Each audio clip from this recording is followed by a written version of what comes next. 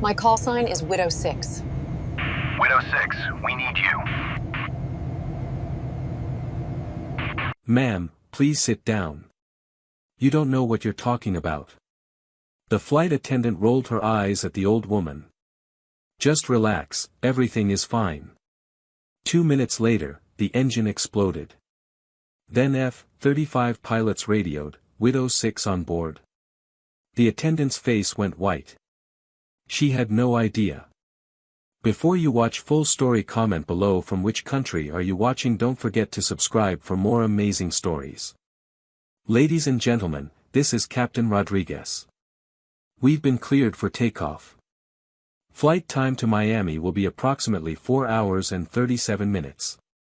We're expecting smooth air most of the way, with maybe a little chop over the Carolinas. Sit back, relax, and we'll have you on the ground before you know it. The Boeing 737 roared down the runway, the acceleration pressing Margaret back into her seat. Rotate. Gear up. Flaps retracted. The familiar choreography played out exactly as it should. She opened her eyes and glanced out the window at the snow-capped mountains falling away beneath them. 20 minutes into the flight, Margaret felt it before she heard it. A vibration. Wrong.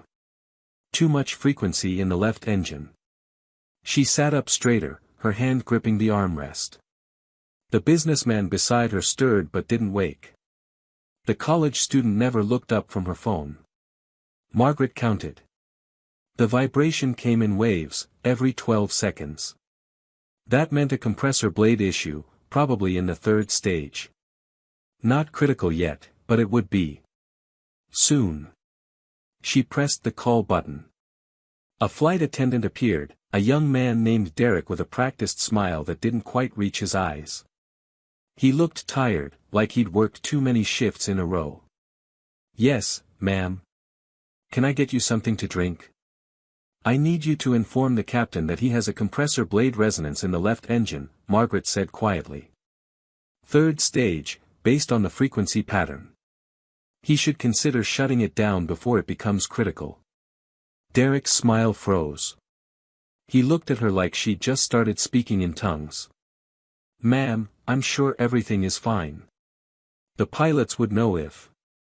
The pilots haven't noticed yet because the vibration is subtle and the engine instruments won't show the problem until the blade actually fails, Margaret interrupted, keeping her voice calm and level. When it does fail, pieces of titanium will go through the engine like shrapnel. At this altitude and speed, that could be catastrophic. Derek's face had gone from confused to annoyed. Another nervous passenger, his expression said. Another person who watched too many airplane disaster movies. Ma'am, I appreciate your concern, but our pilots are highly trained professionals.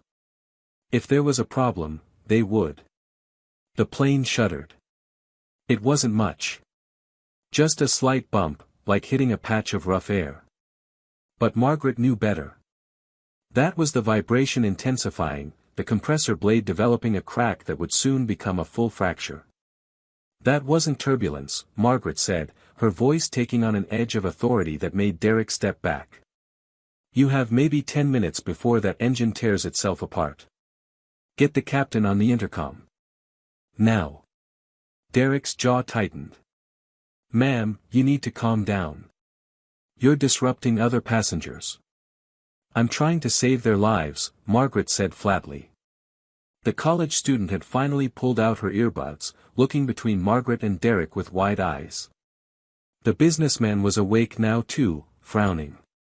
Is there a problem? The businessman asked, his tone suggesting that Margaret was the problem. No, sir, Derek said quickly. Just a nervous passenger, nothing to worry about. Margaret stood up, her 5'2" frame somehow commanding attention in the cramped aisle. My name is Margaret Chen. I have 14,000 hours in 737s, 22,000 hours in military aircraft, and I'm telling you that this plane is about to have a catastrophic engine failure.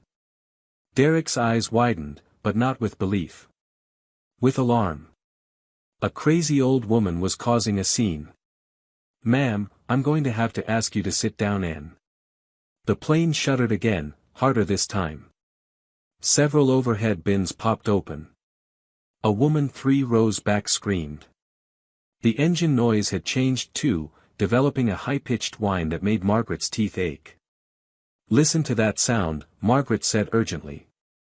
"That's metal grinding against metal. You're out of time."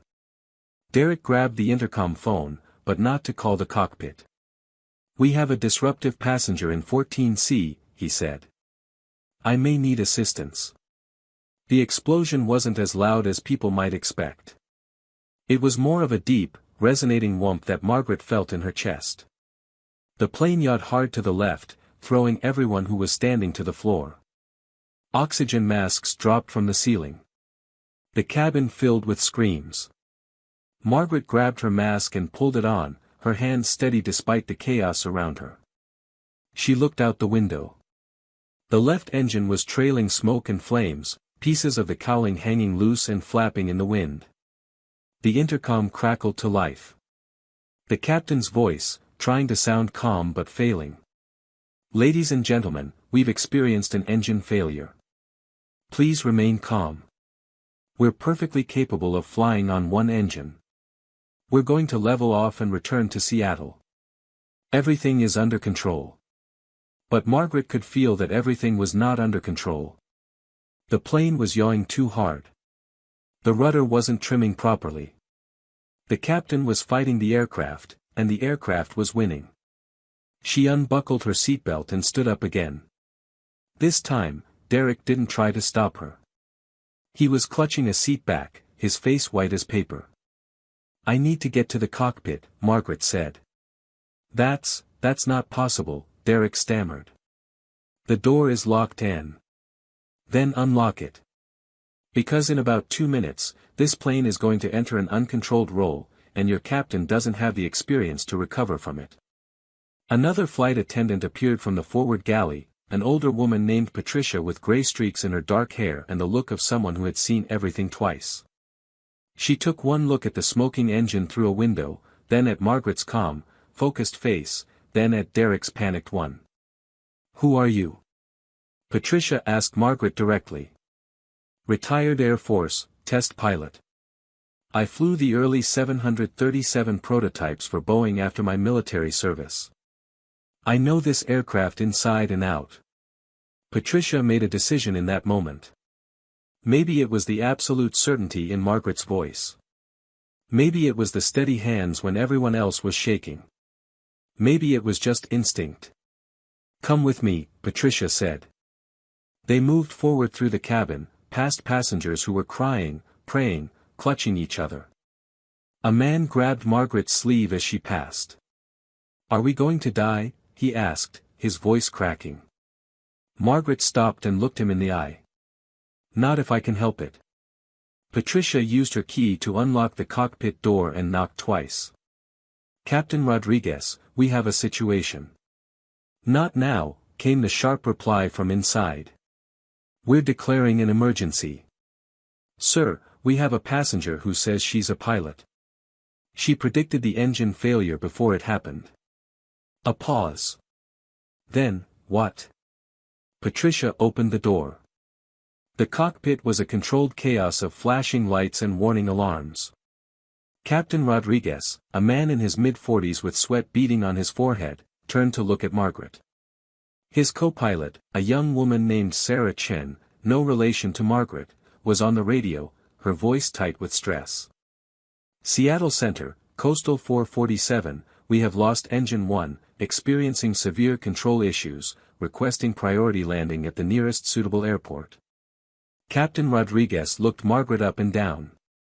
Grandmotherly cardigan, reading glasses, gray hair. His expression hardened. "Ma'am, you can't be in here. This is a restricted area." "Your rudder actuator is failing," Margaret said, ignoring his dismissal. "That's why you can't hold heading. The engine failure created a vibration that damaged the hydraulic line to the rudder controls. You're losing fluid pressure, and in approximately 90 seconds, you'll have no rudder authority at all." Rodriguez stared at her. "How could you possibly?" "Because I helped design the hydraulic routing on this generation of 737s, Margaret said. And I'm telling you that if you don't switch to the backup hydraulic system right now, you're going to lose directional control completely. Sarah looked up from the radio, her face pale. Captain, the rudder pressure gauge is dropping. She's right. Rodriguez hesitated. Everything in his training, in his authority as captain, told him to remove this passenger from his cockpit. But the plane was getting harder to control by the second. The yaw was increasing. And this old woman had just diagnosed a problem he hadn't even identified yet. "Who are you?" he demanded. "My name is Margaret Chen. Colonel, United States Air Force, retired. I have over 40,000 flight hours. I've flown everything from Cessnas to experimental stealth aircraft. And right now, I'm the most qualified person on this plane to get us safely on the ground." "This is insane," Rodriguez said, but his hands were already moving, switching the hydraulic selectors to the backup system. Immediately, the rudder response improved. The plane steadied slightly. "Seattle Center, Coastal 447, Sarah continued on the radio, we're now declaring a full emergency. We need emergency equipment standing by and we're requesting." "Captain, where are we diverting to?" Rodriguez looked at Margaret. "You seem to know everything. Where should we go?" Margaret was already studying the navigation display. "McCord Air Force Base that's 23 miles northeast. Long runway, emergency equipment, and most importantly, I know it like the back of my hand. I flew in and out of there for 15 years. We can't just land at a military base without clearance," Rodriguez protested. "You're in an emergency. They'll clear us. Sarah, tell Seattle Center we're diverting to McCord. Give them our position and tell them we need a straight-in approach to runway 16. Sarah looked at her captain. Rodriguez, his face conflicted, finally nodded. As Sarah relayed the information, Margaret moved closer to the instrument panel. She didn't touch anything, but her eyes scanned every gauge, every indicator, every warning light. She was reading the aircraft like a book written in a language only she fully understood. "Your hydraulic pressure is holding for now, but it's not going to last," she said. "You've got maybe 15 minutes before the backup system fails too. That's enough time to get us on the ground, but only if we do everything right the first time. No second chances." Rodriguez was sweating heavily now. I've never landed with this kind of damage before." "I have," Margaret said quietly. 3 times, once in a combat zone with half the tail shot off. This is manageable, Captain, but you need to trust me." The radio crackled with a new voice. Male, calm, with the unmistakable clip of military precision. "Coastal 447, McCord Tower. We have you on radar. We're clearing all traffic. You're priority 1. Say souls on board and fuel remaining." Sarah responded, "McCord Tower, Coastal 447, 147 souls on board, fuel for approximately 2 hours. Copy, 447. Emergency equipment is rolling. Runway 16 is yours. Winds are 210 at 8 knots. Altimeter 3012. Margaret leaned toward the radio. "McCord Tower, Coastal 447. Request you have 2 F-18s on standby. Meet us for a visual inspection of our damage." There was a pause. "Coastal 447, who is speaking?" Rodriguez looked at Margaret in confusion. "Why do we need fighters?" "Because I can't see the full extent of the damage from here," Margaret explained. "And we need to know exactly what we're working with before we attempt to land. McCord has alert fighters. They can be wheels up in 5 minutes." The tower came back, "Coastal 447, what is your request?" Margaret took the co-pilot's microphone. "McCord Tower, this is Colonel Margaret Chen, USAF retired, currently assisting the crew of Coastal 447. We need a visual inspection of our damage. Request 2 fighters for flyby and assessment." Another, longer pause. "Coastal 447, please confirm. Did you say Colonel Chen? Affirmative, Tower. There was something in the controller's voice now. Surprise. Maybe even excitement. Colonel, stand by one. Rodriguez was staring at Margaret. What just happened? I have a reputation in certain circles, Margaret said simply. The radio came alive again, but this time it was a different voice. Older, commanding, with the weight of authority behind every word. Coastal 447, this is General Marcus Reeves, Wing Commander at McCord. Colonel Chen, is that really you? Margaret smiled slightly. Hello, Marcus. It's been a while. 13 years since you retired, Reeves said, and there was warmth in his voice now. We thought you were living the quiet life. Growing vegetables or something. I am. Was, until today. Marcus, I need those fighters. We have significant damage and I need eyes on the underside of this aircraft before we attempt landing. Already scrambling them. Hawks 1 and 2 will be on your wing in 3 minutes. Colonel. He paused. It's good to hear your voice again. We've got you. Whatever you need. Captain Rodriguez was looking at Margaret with a completely different expression now. Not dismissal. Not annoyance. Something closer to awe. Who are you? He asked again, but this time it was a genuine question. Someone who should have introduced herself better, Margaret admitted. But we didn't have time for pleasantries. And we still don't. Captain, I need you to do exactly what I say, when I say it. Can you do that? Rodriguez swallowed hard and nodded. Yes, ma'am. 3 minutes later, exactly as promised, 2 F-18 Super Hornets appeared off their left wing, sleek gray shapes cutting through the air with predatory grace. Margaret felt a familiar thrill seeing them. She had flown their predecessors, back when her hair wasn't gray and her hands didn't shake in the cold. The radio crackled. Coastal 447, Hawk 1. We're on your wing. Good to see you're still flying, Colonel. Margaret keyed the mic. Hawk 1, good to have you. I need a complete visual inspection. Start with the left engine and work aft. Pay special attention to the empennage and the wing root. I'm concerned about structural damage from the engine debris. Copy, Colonel. Coming around.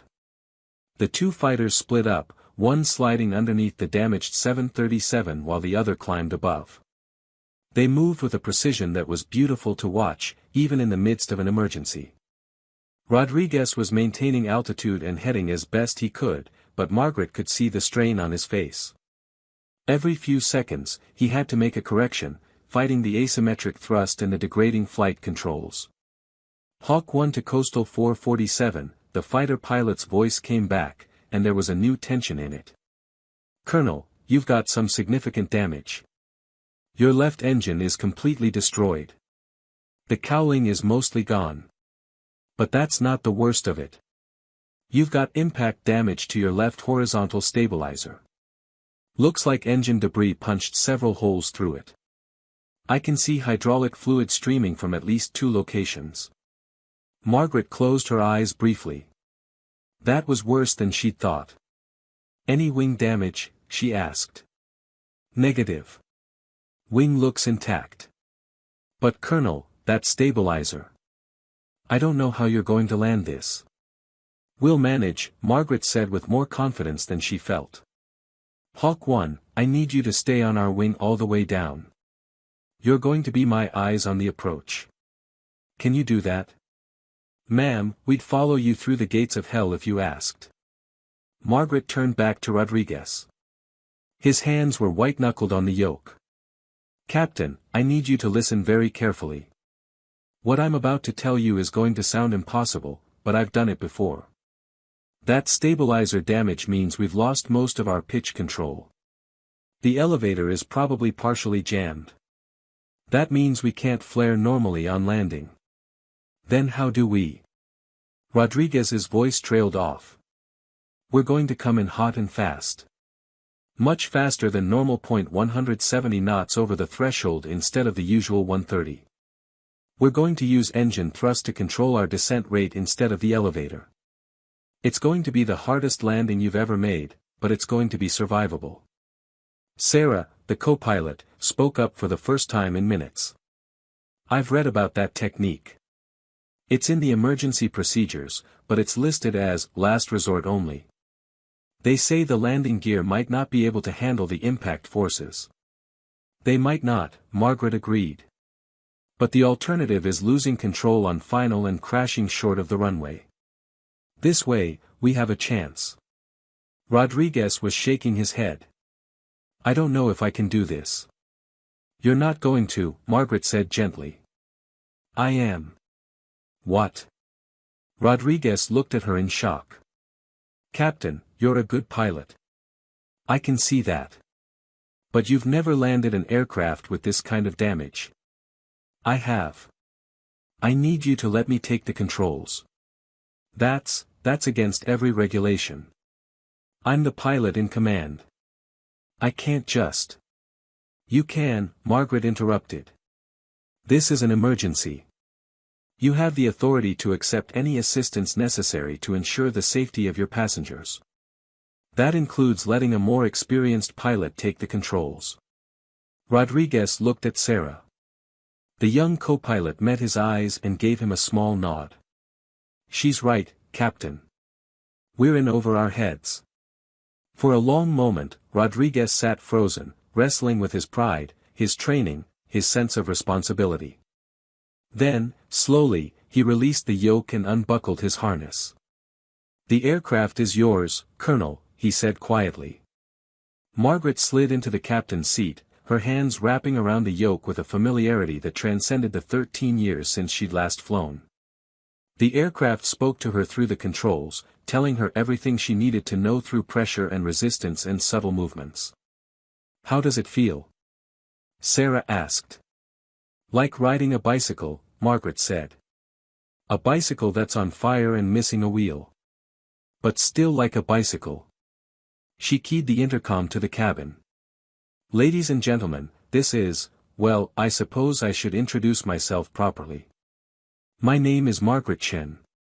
I'm a retired Air Force pilot, and I'm going to be helping Captain Rodriguez land this aircraft. I won't lie to you, we've got some significant damage and this is going to be a rough landing. But I've done this before, and I'm going to get us all home safely. I need everyone to listen to the flight attendants, get into the brace position when instructed, and trust me. We're going to be fine. Margaret began her descent, her hands moving with practiced precision over the controls. Every input was deliberate, economical, exactly what was needed and nothing more. McCord Tower, Coastal 447, beginning our approach for runway 16. Copy, 447. Winds now 220 at 10 gusting to 15. Runway is clear. All emergency equipment is standing by. Understood, Tower. Margaret glanced at the fuel gauges. We're going to get one shot at this. Sarah, I need you to configure the aircraft. Flaps 5. Sarah moved the flap lever. The plane shuddered as the flaps extended slightly, increasing drag and lift. How's that feel? Sarah asked. Like dragging an anchor, but that's what we want. We need to slow down but maintain control. Gear down. Gear down, Sarah confirmed, pulling the gear lever. They felt the clunk of the landing gear extending, followed by 3 green lights indicating all gears were locked. Hawk 1, confirm 3 down and locked, Margaret said. The fighter pilot, who had stayed glued to their wing through the entire descent, moved in for a closer look. Affirmative, Colonel. All 3 are down and locked. Though I gotta say, those tires are going to have a hell of a day when you touch down at this speed. They've had worse, Margaret replied. Flaps 15, Sarah. The plane slowed further as more flaps extended. Margaret was constantly adjusting thrust, playing the throttle on the remaining right engine like a musical instrument. Too much power and they'd climb. Too little and they'd sink like a stone. The damaged stabilizer made every adjustment critical. Rodriguez, standing behind them now, was gripping the back of Sarah's seat so hard his knuckles were white. "How are you doing this?" he breathed. "Practice," Margaret said. "Lots and lots of practice, most of it unplanned." Coastal 447, this is General Reeves. "Colonel, I've got half the base watching you on radar. You're flying that approach like you wrote the textbook on it." "I helped write the chapter on emergency procedures for damaged 737s, Margaret said. "Back in 1994. After that incident over the Pacific." There was a pause. "You were the pilot on that flight? The one where the cargo door blew off?" "That was me. Lost 30 feet of fuselage, half my hydraulics, and all my coffee, still mad about the coffee." Despite the tension, Sarah let out a surprised laugh. "You're joking. Right now, you're joking." "Humor helps," Margaret said. "Keeps your mind clear. Plus, we really are going to be fine. I've landed in much worse conditions." "Like what?" Rodriguez asked, unable to help himself.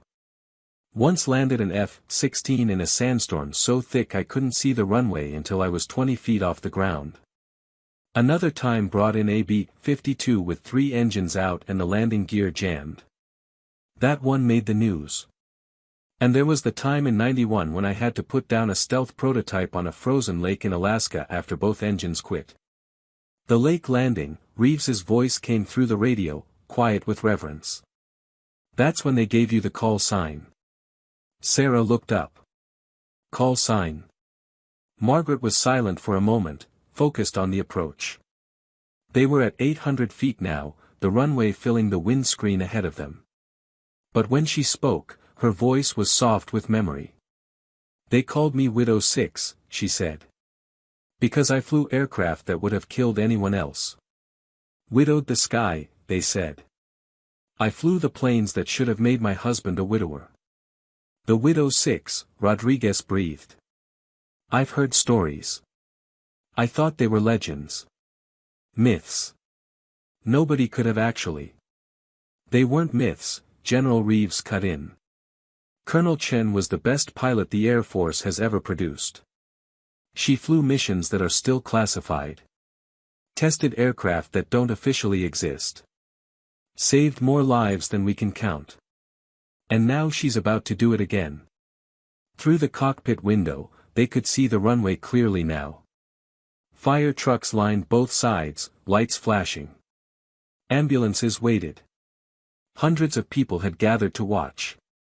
500 feet, Sarah called out. "Airspeed 170. "Good," Margaret said. "Right where we need to be. Hawk 1, you still with me?" "Right on your wing, Colonel. You're looking good. Lined up perfect." 300 feet, Sarah continued. "Sync rate 700 feet per minute. Reducing power slightly," Margaret said, pulling the throttle back a fraction of an inch. The sync rate decreased to 500 feet per minute. "That's better." She could feel the plane fighting her. The damaged stabilizer wanted to pitch them nose down. The asymmetric thrust wanted to yaw them right. The gusting wind wanted to push them off course. But Margaret had fought worse opponents than physics. 100 feet, Sarah called. Her voice was steady now, professional, trusting. 50 feet. The runway was rushing up at them. Margaret's hands made tiny adjustments, keeping the nose up, keeping the wings level. 30 feet. 20. "Brace for impact," Margaret said into the intercom. The rear wheels hit first, slamming into the concrete at 170 knots with a violence that shook the entire aircraft. The landing gear struts compressed fully, then rebounded. For a terrifying second, it felt like they might bounce back into the air. But Margaret was ready. She cut the power completely and pushed forward on the yoke, forcing the nose gear down onto the runway. The additional weight stopped the bounce. All 3 sets of wheels were now on the ground, screaming as they tried to slow the aircraft from highway speed to 0. Reversers, Margaret ordered. Sarah deployed the thrust reverser on the good engine. The asymmetric reverse thrust tried to spin them off the runway, but Margaret was already compensating with the rudder pedals, steering with her feet as much as with her hands. The plane fishtailed slightly. 150 knots. 130.100. The brakes were heating up, on the verge of failure. Margaret could smell burning rubber even through the cockpit ventilation. But they were slowing. 80 knots. 60.40. Finally, blessedly, the aircraft rolled to a stop. They were still on the runway, still intact, still alive. For 3 seconds, nobody in the cockpit spoke. The only sound was the winding down of the remaining engine and the distant wail of approaching emergency vehicles. Then Rodriguez started laughing. It was the kind of laughter that comes when tension breaks, when fear releases, when you realize you're still alive despite everything. "We made it," he said, disbelieving. "You actually did it." Margaret's hands were shaking now that the adrenaline was wearing off. She looked down at them, wrinkled, spotted with age, trembling slightly, and marveled at what they had just accomplished. "Yes," she said quietly. "We did." The cockpit door burst open and Patricia, the senior flight attendant, stood there with tears streaming down her face. "We're down," she said, her voice breaking. "Everyone's okay. Some minor injuries from the hard landing, but everyone is okay." Behind her, they could hear the sound of passengers crying, laughing, applauding. Someone started singing. Someone else was praying loudly. Emergency crews surrounded the aircraft. Fire trucks sprayed foam on the smoking engine. Paramedics rushed to the exits with stretchers and medical equipment. Air Force personnel were already establishing a perimeter. General Reeves's voice came through the radio one more time. "Coastal 447, that was the finest piece of flying I have witnessed in 40 years of military service. Colonel Chen, on behalf of everyone at McCord Air Force Base, welcome home." "Thank you, Marcus," Margaret said. "It's good to be home." She unbuckled her harness and tried to stand, but her legs wouldn't quite support her. Rodriguez caught her arm. "Easy, Colonel. You've earned a rest." "I'm fine," she protested. "Just a little stiff." But she wasn't fine. The adrenaline crash was hitting her hard. Her hands were shaking uncontrollably now, and she felt lightheaded. Sarah grabbed her other arm, and together they helped her out of the captain's seat. The passengers were evacuating down the emergency slides, standard procedure after any emergency landing. But as Margaret made her way slowly toward the front of the aircraft, moving past row after row of empty seats, the few passengers still waiting their turn to evacuate started to realize who she was. "That's her," someone whispered. "That's the pilot who landed us." An older man, maybe 70 himself, with military bearing and a Marine Corps tattoo on his arm, snapped to attention as she passed. "Ma'am," he said, his voice thick with emotion. "Thank you. Thank you for my life." Margaret paused and met his eyes. "Thank you for your service, Marine." A young mother holding a toddler reached out and touched Margaret's hand. "My daughter," she said, tears streaming down her face. "You saved my daughter." Margaret squeezed her hand gently. "She's beautiful. You take care of her." By the time Margaret reached the forward door, word had spread among the passengers on the ground. As she appeared at the top of the slide, still supported by Rodriguez and Sarah, a cheer went up from the crowd. "That's her. That's the pilot. The old lady who saved us." Margaret slid down the inflatable slide, her cardigan flying up, her sensible shoes hitting the tarmac with a soft thud. She stumbled slightly, still unsteady, but Rodriguez was right behind her, helping her to her feet. The passengers surrounded her. People were crying, trying to hug her, thank her, touch her as if she were some kind of miracle. Airport security and Air Force personnel tried to maintain order, but the crowd was too large, too emotional.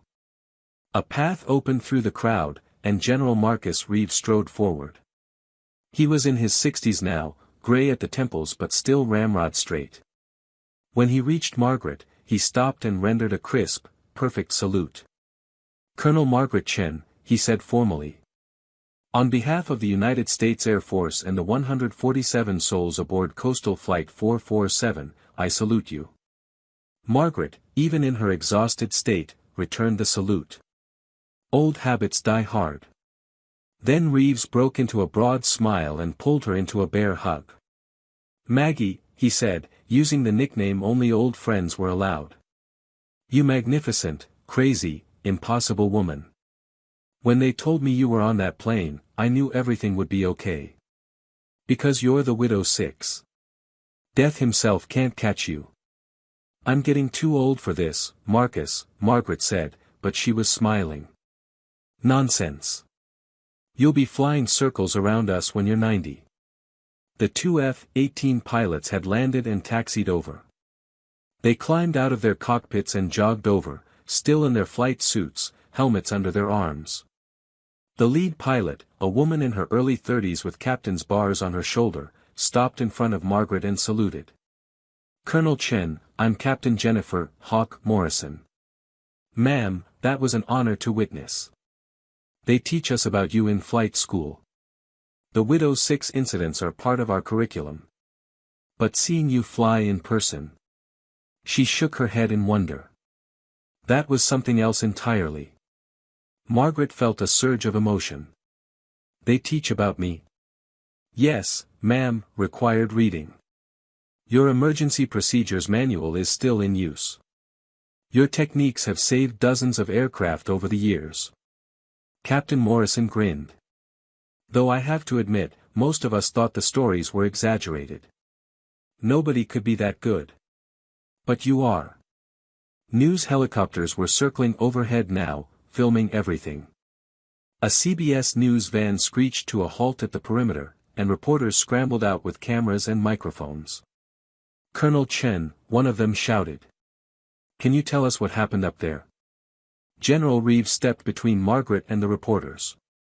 "Colonel Chen has just landed a crippled aircraft and saved 147 lives. She'll give a statement when she's ready. For now, give her some space."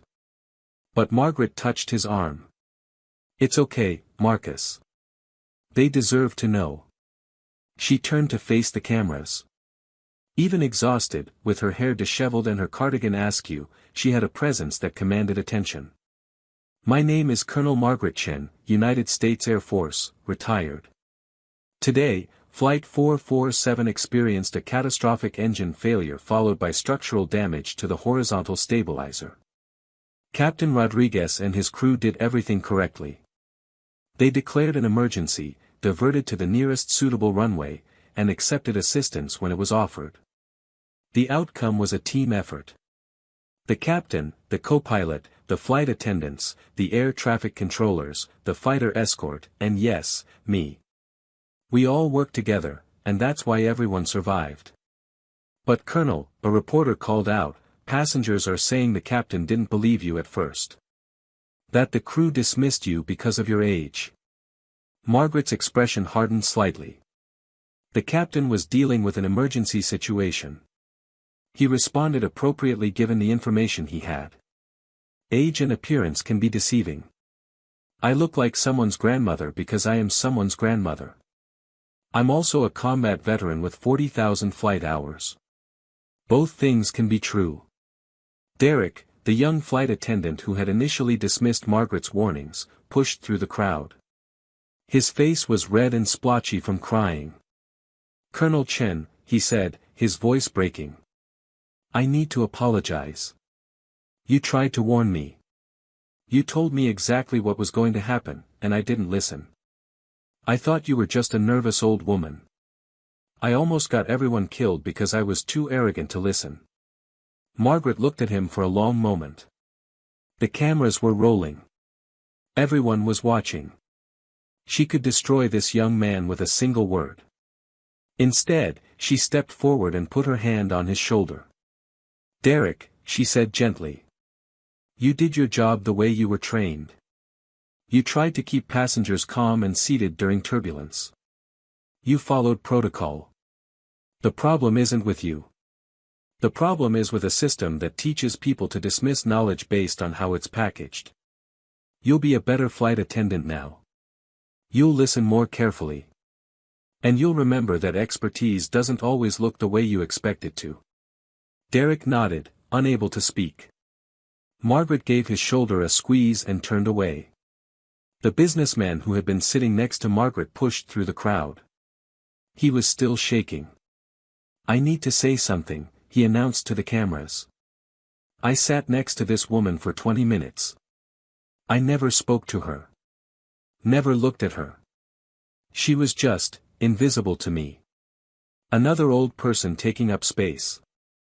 And then she saved my life. She saved all our lives. I'm ashamed of how I thought about her, and I'm grateful beyond words that she was on that plane. The college student with the earbuds spoke up too. I had my music on. I was in my own world. I didn't even notice her until she stood up and started talking about engines and hydraulics. I thought she was crazy. But she knew. She knew everything that was going to happen. She tried to warn us, and we didn't listen because we judged her. We saw an old woman and assumed she didn't know anything. How many other people do we ignore every day because we make the same stupid assumptions? One by one, passengers came forward with similar stories. The man with the marine tattoo, the young mother. A teenager who admitted she'd been filming Margaret on her phone, planning to mock her on social media for being a nervous old lady. She had deleted the video, she said, crying. I was going to make fun of her, the teenager sobbed. I was going to post it with laughing emojis. And she saved my life. She's a hero, and I almost made her into a joke. Margaret listened to all of this with a mix of emotions. Sadness at how quickly people had dismissed her. Frustration at a society that made elderly people invisible. But also hope, because these people were learning. They were changing. Maybe their experience would ripple outward. Captain Rodriguez had been standing to the side, trying to stay out of the spotlight. But now he stepped forward.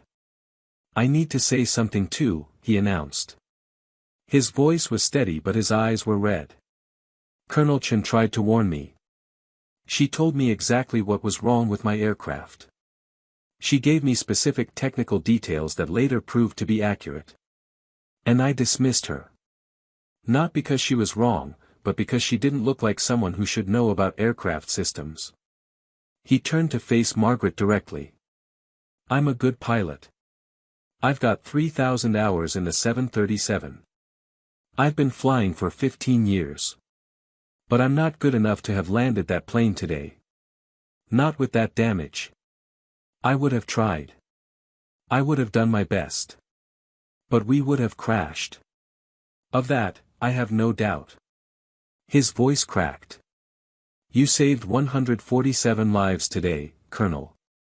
But you also saved my career, my reputation, and my soul.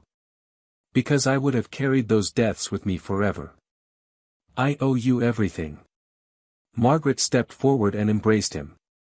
You made the hardest decision a captain can make, she said softly. You put aside your ego and accepted help. That takes more courage than anything I did today. You're going to be a better pilot because of this. Trust me. Rodriguez nodded against her shoulder, unable to speak. General Reeves had called for a medical team, and they arrived with a stretcher. Margaret protested, I'm fine, I just need to sit down, but they insisted on checking her over. Blood pressure elevated but not dangerously so. Heart rate normal. No injuries. Just exhaustion and adrenaline crash. They brought her a chair and a bottle of water. She sat gratefully, suddenly aware of how much her legs ached, how tired she was. She was 72, after all, not 32.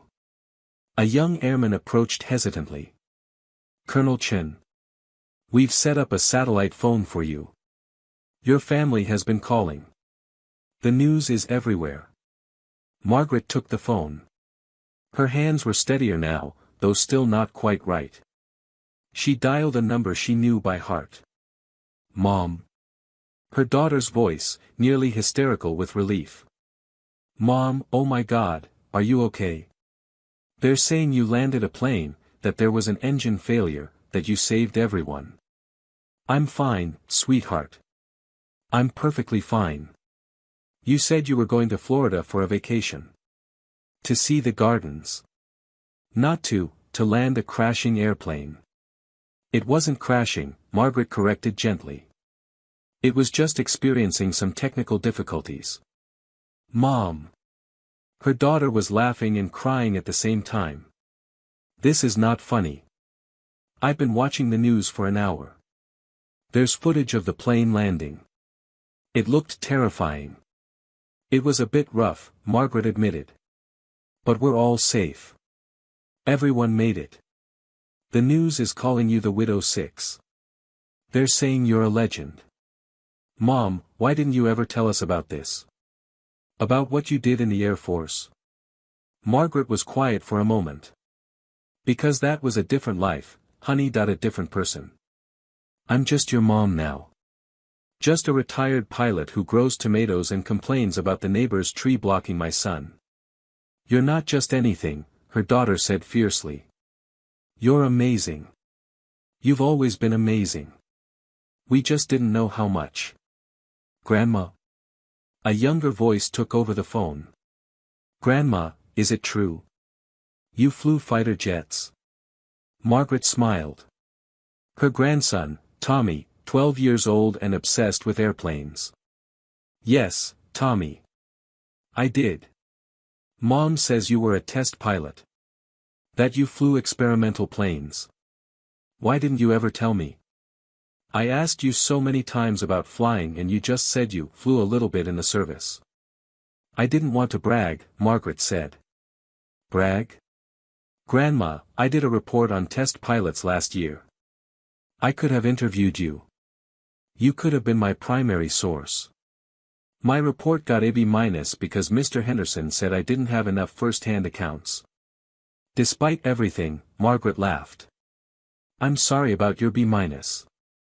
I don't care about the grade, Tommy said, and his voice turned serious. I care that you're okay. Mom was crying. She thought you were going to die. I wasn't going to die, Tommy. I knew exactly what I was doing. Because you're a badass, Tommy said, then quickly added, sorry, I'm not supposed to say that word. Just this once, I'll allow it, Margaret said, smiling. When you come home, will you tell me about it? About all of it? The fighter jets and the experimental planes and how you learned to fly with broken instruments. I'll tell you everything, Margaret promised. Every story, every flight. Everything I remember. Cool. Super cool. I love you, Grandma. I love you too, Tommy. As Margaret ended the call, a group of men in suits approached. FAA investigators. They were polite but professional, asking if she felt well enough to give a preliminary statement. The engine failure was exactly as I predicted, Margaret told them. Compressor blade fatigue in the third stage. The vibration signature was unmistakable. When the blade failed, the debris punctured the horizontal stabilizer and severed hydraulic lines. The damage made normal landing procedures impossible. The lead investigator, a man named Harrison with gray hair and skeptical eyes, was taking notes. Ms. Chen. Colonel, General Reeves interjected. Colonel Chen. Colonel Chen, Harrison corrected himself.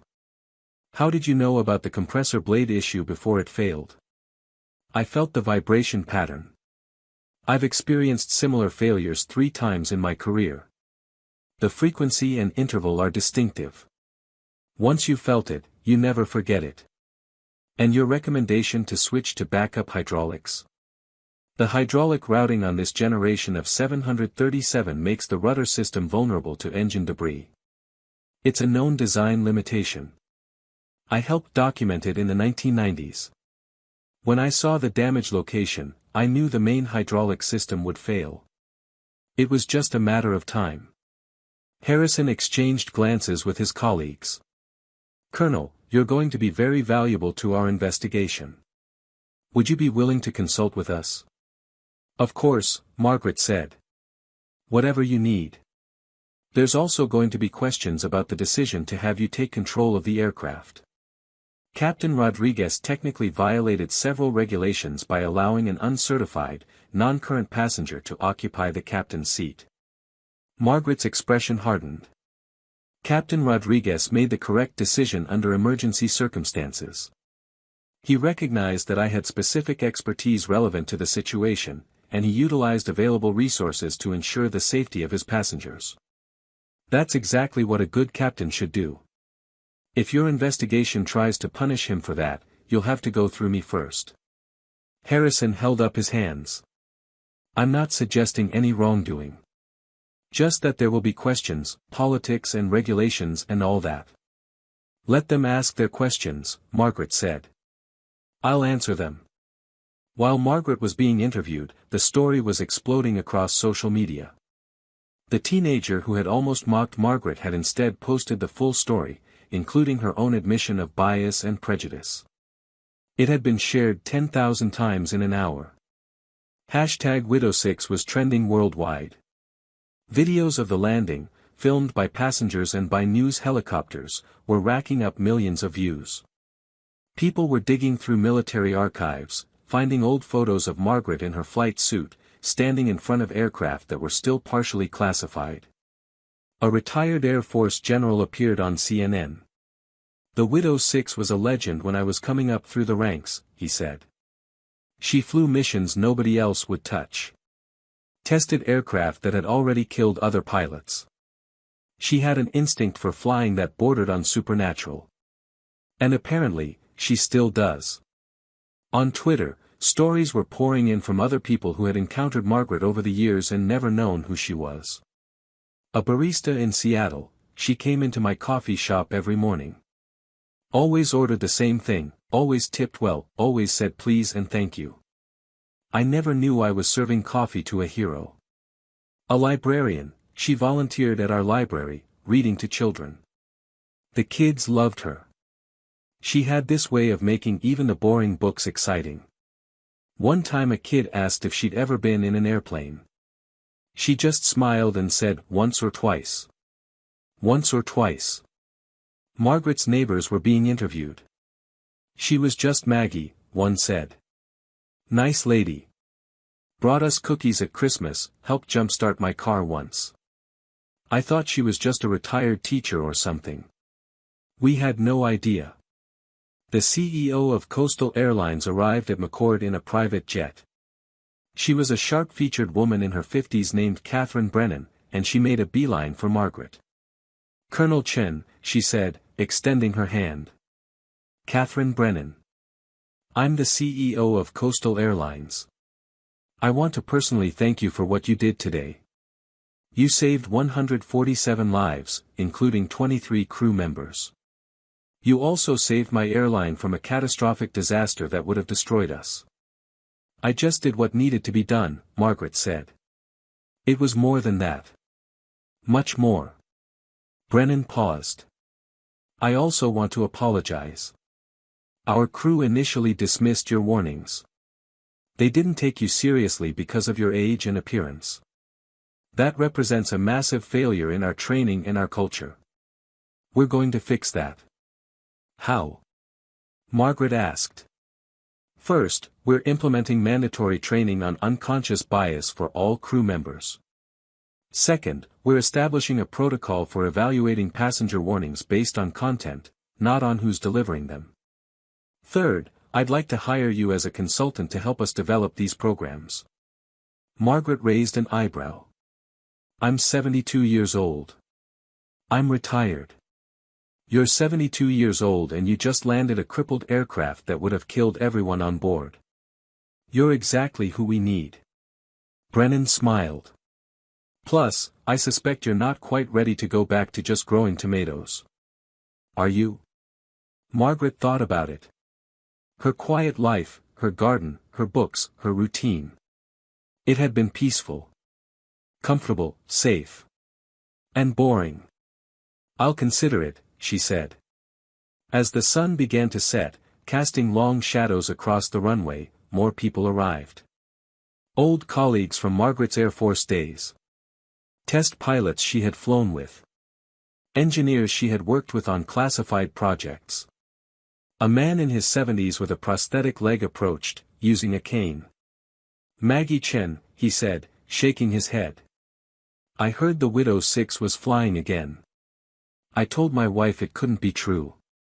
You promised me you were retiring. Hanging up your wings, growing old gracefully. Frank. Margaret stood and embraced him. How have you been? Better than you, apparently. I've managed to stay on the ground for the past 13 years. Frank Wagner had been her co-pilot on several test flights, including the infamous Frozen Lake landing. Though I hear you've still got the touch.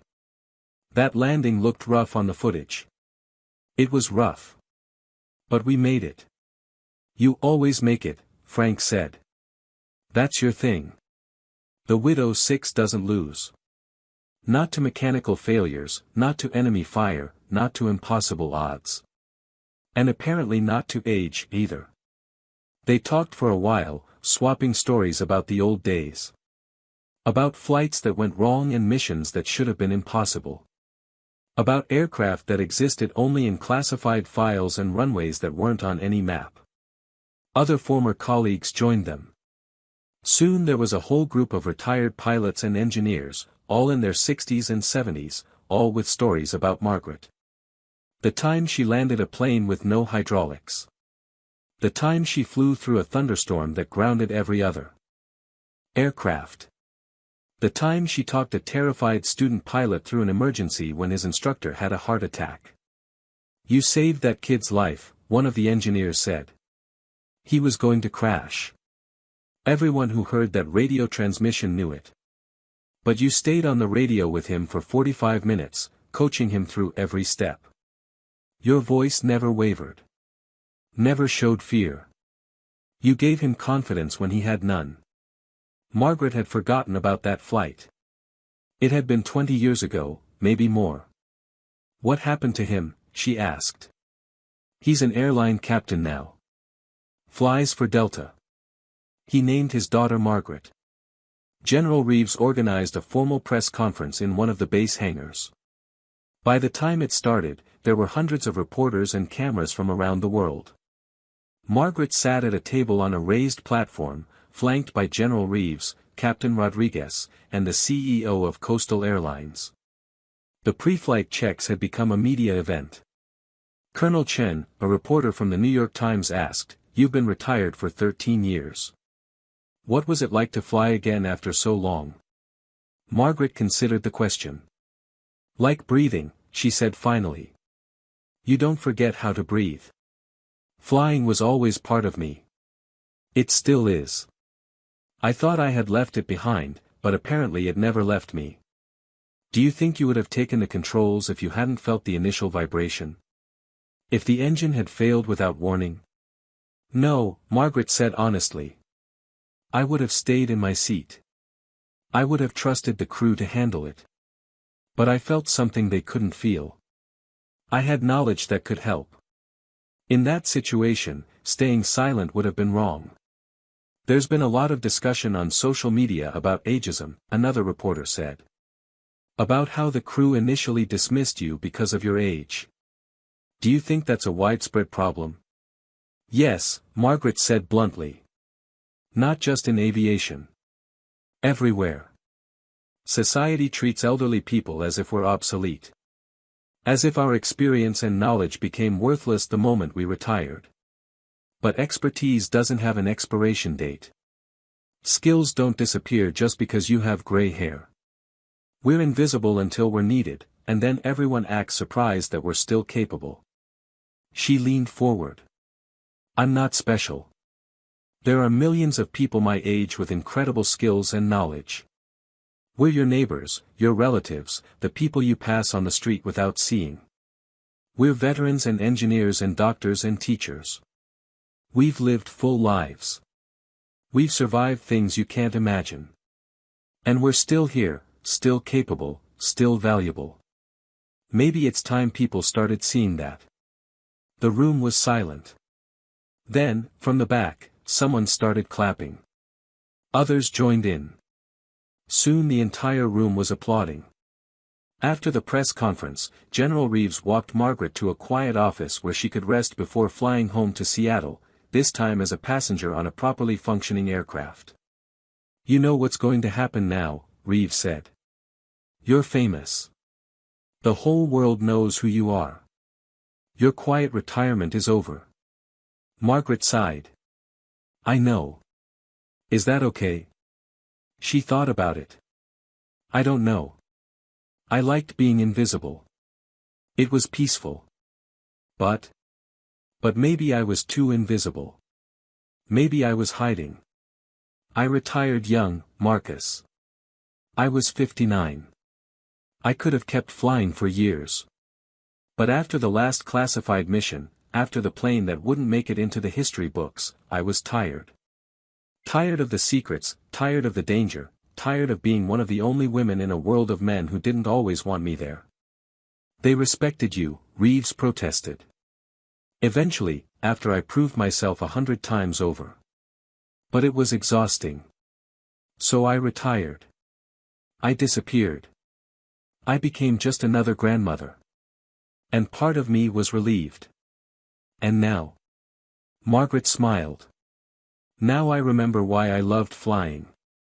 Not the danger. Not the adrenaline. But the feeling of doing something impossible and making it possible. Of using skills that took decades to develop. Of mattering. I forgot what that felt like." Reeves nodded. "For what it's worth, you always mattered. Even when you were just growing tomatoes. Thank you, Marcus." Late that evening, Margaret boarded a Coastal Airlines flight back to Seattle. The airline had offered her first class, but she declined. "Put me in coach," she said. "I'm just a passenger like everyone else." But when she boarded, something remarkable happened. The passengers recognized her. Word had spread that the Widow 6 was on their flight. As she walked down the aisle to her seat, 14C again, middle seat, every single passenger stood up and applauded. Some were crying. Others were smiling. All of them were honoring her. Margaret felt tears prick her own eyes. She nodded to them, acknowledging their gratitude, and made her way to her seat. The captain's voice came over the intercom. "Ladies and gentlemen, this is Captain Amanda Richardson. I have the extraordinary honor of having Colonel Margaret Chen on board with us tonight. Colonel, if you're listening, I just want you to know that you're the reason I became a pilot. When I was 16 years old, I read about you in a magazine article. They called you the Widow 6. They said you were the best pilot in the Air Force. And I thought, if she can do it, maybe I can too." The captain's voice caught. "You were my hero then. You're my hero now. Thank you for everything you've given to aviation, to this country, and to all of us who followed in your footsteps. It's an honor to fly you home." Margaret wiped her eyes. The businessman next to her, a different businessman this time, offered her a tissue. "Thank you," she said softly. "No, ma'am," he replied. "Thank you." When the plane landed in Seattle, Margaret expected to deplane quietly and catch a cab home. Instead, when she exited the jetway into the terminal, she found a crowd waiting. Her daughter was there, and her son, and Tommy, and grandchildren she hadn't seen in months. Behind them were more people. Strangers holding signs. "Thank you, Widow 6. Heroes don't retire. Age is just a number." Margaret stopped, overwhelmed. Tommy broke free from his mother and ran to her, throwing his arms around her waist. "Grandma! You're famous. You're on TV everywhere. Kids at school saw the videos and they were asking if you're really my grandma, and I said yes, and they didn't believe me, but then I showed them the picture of us and they were like, 'Whoa, your grandma is so cool,' and I was like, 'I know.'" Margaret laughed, hugging him tight. "I'm just the same grandma I've always been. No, her daughter said, joining them. You're not. Or maybe you are, and we just never really saw you. Mom, why didn't you tell us? Why didn't you share this part of your life? Because I thought it was over, Margaret said honestly. I thought that person, the pilot, the colonel, she was gone. I was just trying to be present in this life. To be your mother, their grandmother. To be enough without the flying. You've always been enough, her son said, his voice thick. You've always been more than enough. We just wish we'd known how extraordinary you were. You are extraordinary, a voice said from behind them. Margaret turned. It was the young mother from Flight 447, the one with the toddler. She was holding her daughter, who was clutching a stuffed airplane. I needed to see you again, the mother said. I needed to thank you properly. You gave me more time with my baby. You gave her a chance to grow up. How do I even begin to thank you for that? Margaret reached out and touched the little girl's cheek. You raise her well. You tell her that she can do anything. You teach her not to judge people by how they look, but by what they know and what they can do. That's thanks enough. 3 months later, Margaret stood in front of 200 flight attendants at a coastal airlines training facility. She was wearing a sensible blazer now, professional but comfortable. Her reading glasses were perched on her nose as she reviewed her notes. Today we're going to talk about listening, she began. Not just hearing, but truly listening. Because on Flight 447, several crew members heard me but didn't listen. They heard words but dismissed them because they didn't like the package they came in. She clicked to a slide showing the damaged engine from the flight. This engine was failing for 20 minutes before it actually exploded. 20 minutes where the lives of 147 people hung in the balance. 20 minutes where a passenger was trying to warn you, but you couldn't hear her through your biases. The room was silent. These flight attendants had all been through the revised training. They knew the story. But hearing it from Margaret herself was different. I'm not here to blame anyone, Margaret continued. I'm here to make sure this never happens again. Not just engine failures. But the failure to recognize expertise when it doesn't look the way you expect, because the next time, the person trying to warn you might not have 40,000 flight hours. They might be a doctor, an engineer, a mechanic. They might be young or old, male or female, any race, any background. And if you dismiss them because they don't fit your mental image of what an expert looks like, people will die. She paused. Age brings experience. Gray hair means we survived. Wrinkles mean we lived. And sometimes, just sometimes, the little old lady in seat 14C knows something you need to hear. After the presentation, a young flight attendant approached her. Colonel Chen. I just want you to know, your story changed my life. I was planning to quit. I felt invisible, overlooked, like I didn't matter. But you showed me that everyone matters. Everyone has value. Everyone deserves to be heard. Margaret smiled. What's your name? Sarah. Sarah Martinez. Well, Sarah Martinez, you do matter. Your job matters. Every person you serve matters. Don't forget that. 6 months after the incident, Margaret stood in her garden, checking on her tomatoes. They were thriving this year, fat and red and perfect. She plucked one and bit into it, savoring the warm sweetness. Her phone buzzed. A text from Tommy, Grandma, did you see the news? They're making a movie about you. They're calling it, The Widow 6. That's so cool. Margaret smiled and texted back, let's hope they cast someone who actually looks like a pilot, smiley face. She put her phone away and went back to her tomatoes. The movie would happen or it wouldn't. The fame would fade or it wouldn't. But the garden was real.